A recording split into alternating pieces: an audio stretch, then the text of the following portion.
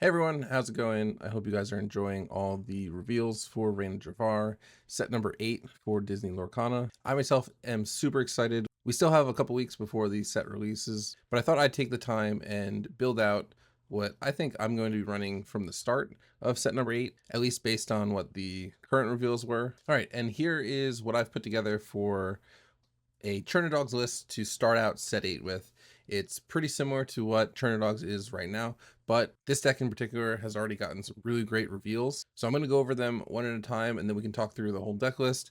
At the end of the video, I'll go through opening lines. You see that I do play a little bit of spice in Chernadogs with Zero to Hero and Clarabelle. I'll explain that to you later in the video, but let's get right into those new cards. So the first new card that we're going to be looking at is going to be the 1-cost inkable Lady Decisive Dog. This one is a Amber Emerald card and has 2 abilities. The first one is whenever you play a character, this character gains 1 strength for the turn, and while she has 3 strength or more, she can actually quest for 3. So has great high roll potential to have a turn 1 3 quester on the board. Now there's multiple ways to boost her attack outside of just playing multiple characters. So I think you're going to actually be able to quest pretty reliably for 3 early game with this lady. And with the 3 willpower, she's going to be able to survive your like turn 2, let the storm rage on.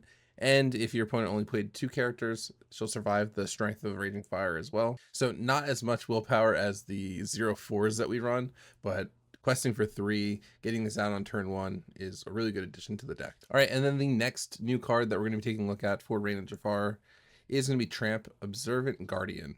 Now he is a 3-cost, also inkable card, 3/3 body, but has the ability, when you play this character, chosen character gains ward until the start of your next turn. One of my biggest pitfalls of playing Chernadogs is you get all these cards into your discard pile and you're ready to play your Chernabog, you put him down, and then next turn he either gets taken out instantly by a Let It Go against Sapphire. Your Steel Songs players always seem to have World's Greatest Criminal Mind at the ready for him. So I think if you can get into a situation where you have Tramp and Chernabog coming down on the same turn, you can protect Chernabog, let him at least do a turn of what he's supposed to do. I really hope this Tramp card solves that big pain point of you finally get to play your big dude and then he just gets taken out instantly, which like he should, because he's a 10-cost card we're getting out usually for free, so most opponents should be holding their special removal for him, but this Tramp is going to buy us at least 1 turn with our Chernabog, which is really cool. All right, and then the third new card that we have added into this deck list is going to be the Shift Tramp. He is a 6-cost inkable Tramp Dapper Rascal. He is a 2 strength, 8 willpower, shift 4, and during your opponent's turn, whenever one of your characters is banished, just banished, not banished like in a challenge, just banished, you may draw a card. He also quests for 2, but this Tramp is going to be this deck's version of like a library where you play this Tramp out, and then I think you're kind of okay if you get Be Prepared, if you get Big Sisued.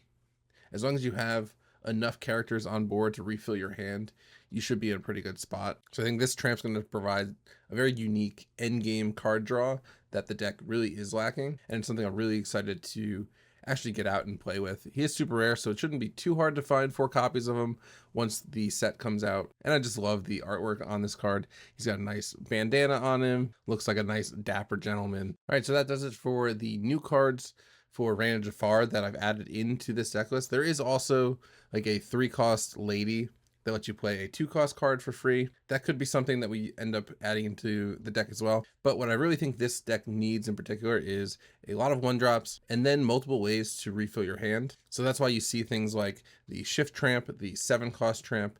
I also have Clarabelle in here.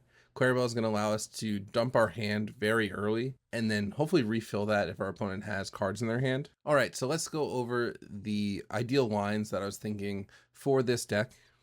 Turn 1, we most likely in 90% of our matchups are going to be looking for the new Lady card. Lady coming down on turn 1 is going to open up some very fast, hyper aggressive play styles. The only exception I would usually make to this is if you're on the draw and you know that the opponent's playing like a Steel Song or something with a lot of early game removal, you might want to go with the Daisy Duck or one of your 0-4s just to make sure that they stay on the board. Turn 2, assuming that you played a Lady on turn 1, we're going to be able to play our 2-cost Tramp for just 1 cost. And he's going to give that new lady card an extra 2 attack because you give 1 for playing a character and 1 for playing this tramp with 1 on board.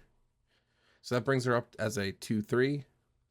And then we just need to play another 1-drop, and then she'll become a 3/3. If you reverse the order and do the 1-drop first, and then the 2-drop tramp, she'll become a 4/3. So you can even do that if you want to take out like an opposing Daisy Duck. That could be a line that works in that gameplay. But if there's nothing to attack, the order doesn't matter, and then you're still going to be able to quest for 3 on your turn 2 with the lady. Now, turn number 3, if you have all your characters still on the board, you're going to be able to sing your 0 to hero with your tramp.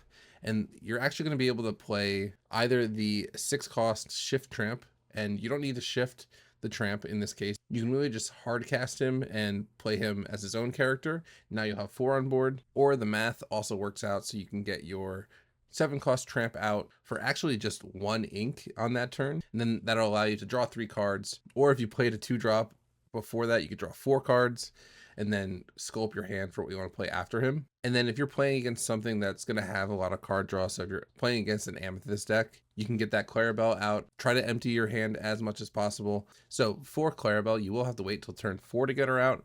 You'll have 3 or 4 characters on board, plus your 3 or 4 ink, allowing you to do a nice 0 to hero play. By that time, your hand should be pretty empty. And if your opponent's not expecting you to play a Clarabelle in this case, because it's super early in the game, you might catch them off guard. They might have just like sung friends on the other side, refilled their hand, and then you also get the benefit from all those cards that they just drew. So after that, the gameplay is pretty much just make sure you do good Rapunzel trades to make sure you're drawing cards. Use things like Ursula and Kit to keep the board clear and keep songs out of the opponent's hand, like getting rid of a Be Prepared. And then if you draw into something like the 5-cost uninkable lady later in the game, you can always pull back that Ursula, or even maybe like a Go-Go to either keep the opponent's hand clean from another Beeper rep, or close out a game with Go-Go. Especially if you can get a character on the other side of the board with a lot of damage on it, you can rack up some pretty fast lore really quickly.